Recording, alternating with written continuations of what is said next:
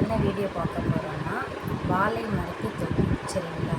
ஏன்னா நான் கிராமத்தில் வசிச்சுட்டு வரேன். ஸோ அதனால் எங்கள் வீட்டை சுற்றி கொளியந்தோப்பு இருக்குது, தென்னந்தோப்பு இருக்குது, வாழைத்தோப்பு இருக்குது.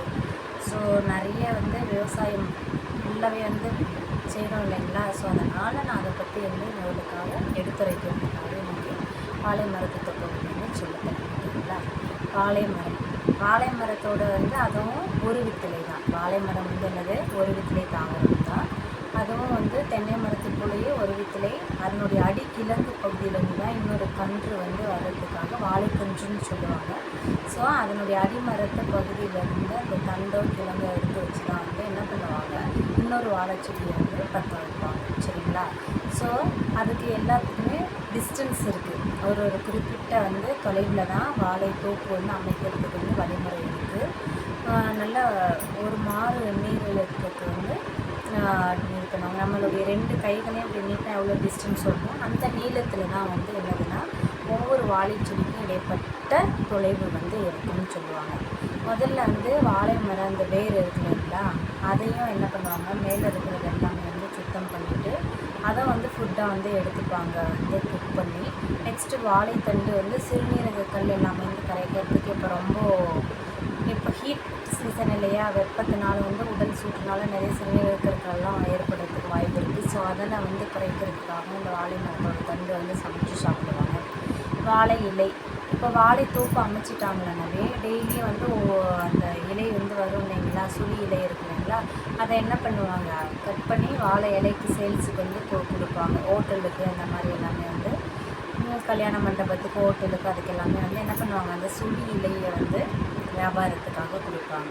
2வது, அதுக்கப்புறம் அந்த மரம் இருக்கு இல்லைங்களா, தாய் மரத்துக்கு பக்கம் துணை மரம் வளர விட மாட்டாங்க வாழைத்தோப்பில். ஏன்னா முழு சத்தும் அந்த ஒரே மரத்துக்கு போனால் தான் குறுகிய காலத்தில் நமக்கு நல்ல குலை காய்க்கும் அப்படின்றதுக்காக என்ன பண்ணுவாங்க, செடி பக்கத்தில் கன்று வராமல் கட் பண்ணி எடுத்துருவாங்க. அதுக்கு போக ஒவ்வொரு இலையும் இந்த வாடும் பழுப்பு திரும்பும் இல்லைங்களா, ஸோ அதையும் என்ன பண்ணுவாங்க, கட் பண்ணி சுத்தம் பண்ணுவாங்க. தோட்டம் சுத்தமாக இருக்கணும்னு சொல்லிட்டு அதே உரமாக்கணுன்றதுக்காக சைடில் என்னது அப்படியே வெட்டி பறித்தாலும் மக்கிடும். அப்படி இல்லாட்டி பக்கத்தில் போட்டு நெருப்பு வச்சுருவாங்க.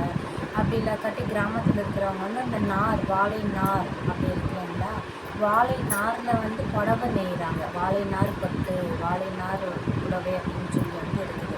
இப்போ பருத்தி, கற்றாழை, இந்த மாதிரி எல்லாம் போக அப்புறம் பட்டு பூச்சி, உங்களுக்கு அதெல்லாம் தெரியும், அதில் புடவை தயாரிக்கிறது போக வாழை நார் பட்டும் இப்போ வந்துருச்சு. அதுக்காக அந்த தண்டு இதெல்லாம் இருக்குது இல்லைங்களா, எக்ஸஸாக இருக்கிறதெல்லாம் எடுத்துக்கிறாங்க இல்லையா, அந்த பட்டையிலிருந்து நார் எடுத்து வாழை நார் புடவை தயாரிக்கிறாங்க. ஓகேங்களா? அடுத்தது இலை பச்சை இலையில் சாப்பிட்டா பாவம் எல்லாம் போகுமா. பச்சை இலையில் பரிமாறியே நம்ம அடுத்தவங்களுக்கு இருந்தோம்னா நம்ம பாவம் எல்லாம் நீங்கணும்னு பழங்காலத்தில் முதியோர்கள் நிறைய கருத்து சொல்லியிருக்காங்க. சரிங்களா? அதுக்கப்புறம் பச்சை இலையிலேருந்து சாப்பிடும்பொழுது அதில் இருக்கக்கூடிய விட்டமின்ஸ் எல்லாமே நம்ம உடலுக்கு போய்ட்டு சுட சுட சாப்பாடு வாழை இலை போட்டு சாப்பிடும்போது அதில் இருக்கக்கூடிய அந்த பச்சை இலையில் இருக்கக்கூடிய அந்த விட்டமின்ஸ் சூடு சாப்பாடு போடும் பொழுது ஒரு நிறம் திரும்பும். நீங்கள் பார்த்துருப்பீங்க, வாழை இலையில் சூடு சாப்பாடு போட்டால் அடியில் ஒரு நிறம் திரும்பும். அது மூலயமா அதில் இருக்கக்கூடிய வைட்டமின் எல்லாமே நம்ம சாப்பாடோடு சேர்ந்து சாப்பிடும்போது உடலுக்கு நல்லா சத்து கிடைக்கும் அப்படின்னு சொல்லுவாங்க.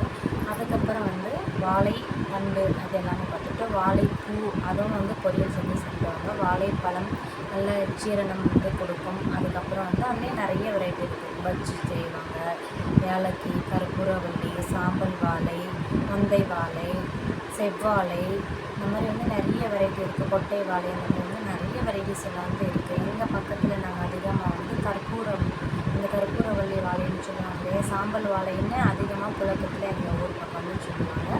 ஸோ அந்த வாழையை நாங்கள் அதிகமாக பயிரிடுவோம். எங்கள் அம்மா வீட்லேயும் சரி, எங்கள் வீட்லேயும் சரி அதிகமாக நாங்கள் எங்கே அதெல்லாம் வைப்போம்னா பம்பு செட்லேருந்து தண்ணி பிடிக்கிறதுக்கு பக்கம் வச்சுக்கிட்டாங்க. ரெகுலராக அதுக்கு வாட்டர் சப்ளை ஆகுன்றதுக்காக நாங்கள் அதை அந்த இடத்துல வச்சுருக்கோம். ஸோ எங்களுக்கு அதனால் நல்ல செடியும் வளரும், ஈல்டும் நிறைய கிடைக்கும் அப்படின்னு சொல்லுவோம்.